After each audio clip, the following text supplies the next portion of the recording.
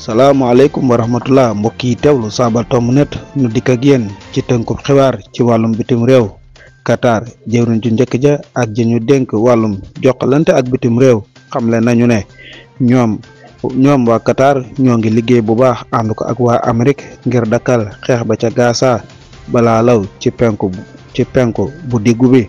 te nee nañu xeex ba dafa war a dakk ca na mu gën a gaawee lu ko moy dina jur tafaar gu rëy ca géej gu xonq ga.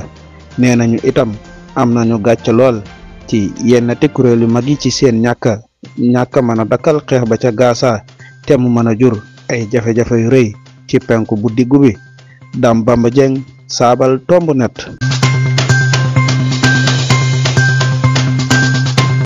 ba tey mbokk yi yéen a ngi ànd ak Sabal Tomb Net ci xibaar yi biti réew yi di jaajëfal Serigne Dame Bamba Dieng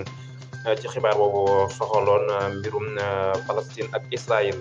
kon nu dem Iran sëñ Daam la wax ya war a bokk ca jongante yi tànn njiitum réew ma xam nañu leen ginnaaw ba ñu ubbee pekki tànneef ya ca Iran ngir la wax ya bëggoon a bokk ci jongante ya tëjaat nañu pekk ya ginnaaw ba ñu xamee ña war a bokk ca jongante ya fukk ak juróomi fan yi ci weeru suwe lay doon. la wax ya war a bokk ci jongante ya mooy Amiru Hasin ak Sahid Jalili, Moustapha Bour Mouhammadi, Mashoud At-Taybiyu, Aliyun Rida Sagani, Mouhammad Bakhiri Khalibaaf. mbokk yi wéy leen daataane seeni xibaar fii ci Sabal Tomb Net.